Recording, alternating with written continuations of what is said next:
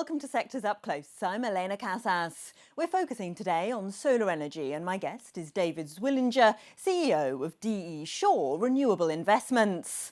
Much of Europe and the US has sizzled in more than 40-degree heat in recent weeks as climate change pushes temperatures past June records. But the sunshine could also be part of the solution. To reach the Biden administration's goal of 100% of US electricity from carbon-free sources by 2035, it aims to more than double the annual pace of solar installations nationwide and cut the price of solar power by more than half. Earlier this month, the administration announced a 2-year pause on imposing any new tariffs on the solar industry. That's good news for domestic solar installers, but less so for American manufacturers. And companies across the solar space are certainly in need of a boost. This is the Invesco Solar ETF, tracking the global solar energy index over the last 2 years. You can see these companies saw a huge run-up in stock value in early 2021 as President Biden took office, and they've struggled to recover those prices ever since. This year, they're down about 4% to date. So, will the sun shine on solar companies in the months to come? Let's ask David Zwillinger, CEO of DE Shaw Renewable Investments, which last week launched a consortium with other firms to address the need for stable domestic solar production in the US. David, hi. Why invest in solar energy now? Well, thanks, Elena, for having me. Solar and wind are the biggest source of new generation in the United States. As we replace coal and nuclear gets retired, solar and wind are the areas of growth in the market. Over 75% of new generation is coming from those renewable sources. And the reason for that is our customers want it. These are corporations, these are utilities, these are co-ops. They want this. And we, as part of the US Solar Buyers Consortium, want to make sure that we've got demand supply to service those customers. We need to diversify our supply chain. We've had challenges from COVID, from tariffs, from geopolitical challenges. All of those will give us a more stable supply to meet our customer goals, which is to drive down the cost of energy. You mentioned diversifying the supply chain. The industry up until now has been quite reliant on the production of panels in China, hasn't it? So how are you hoping to move supply to other places?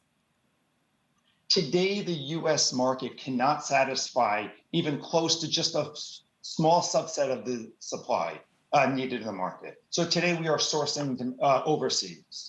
But what has shown over the last couple of years with COVID, with geopolitical challenges, with trade and with the supply chain and inflation is the challenges. And we as industry leaders have formed the US Solar Buyer Consortium in order to invest in the US. It's going to take time. We need the right policy support in the US to help drive the increased need for supply to diversify and really drive costs down for our customers.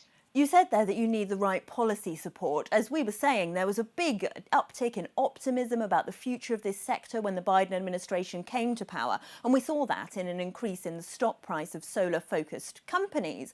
But how reliant are companies in this space on what the administration does? Can US solar be profitable regardless of government policy? You know, we have been investing in renewables since 2005. We've been through Republican and Democratic administrations. Renewables are here to stay. Renewables are low cost, and renewables are the solution that the customers want. We need good, stable federal policy, but it's being driven at the state level. We are building solar projects in 25 different states, and I expect that to grow meaningfully. So I think we need a stable federal policy. We need federal policy that's supportive, but this is being done on an economic basis, on a state-by-state and a project-by-project basis. We've seen, of course, a huge rise in energy prices since the start of the war in Ukraine, and some of that is encouraging more investment in fossil fuels, and it's encouraging companies to dig for more oil in the US, isn't it? So are you worried that this rise in energy prices is taking investment away from the renewables space? Yeah, not at all.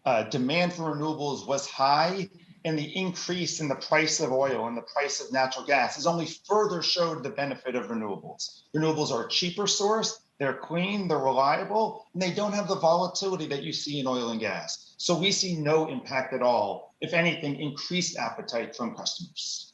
From an investor perspective, the clean energy companies generally aren't at the same stock values that they were in January 2021. Are you confident there's an upside, that those prices are going to recover soon?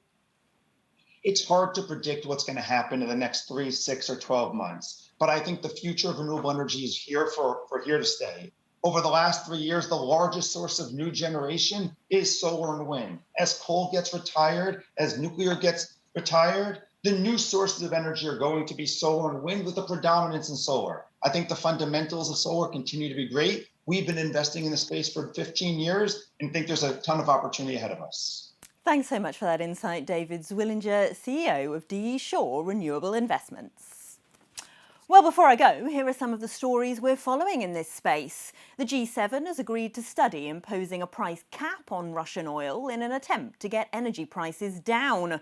Russian oil export revenues have climbed since the start of the war, despite the sanctions. The leaders also agreed to fully or predominantly decarbonise their power sectors by 2035. Meanwhile, though, the European Union is struggling to agree a raft of new green measures aimed at encouraging that switch to renewable energy in a dispute over funding. Some countries say plans to reform the EU carbon market and put a higher price on polluting fuels will lead to poorer households struggling to pay their bills. And Tokyo's power supply is creaking under the strain as the Japanese capital experiences its hottest weather since 1875. The mercury hit 36 degrees Celsius on Tuesday. Authorities have urged people to conserve power, saying that supply is tight enough that power cuts are possible. And that's your roundup of the solar energy sector. I'm Elena Casas, and this is Reuters.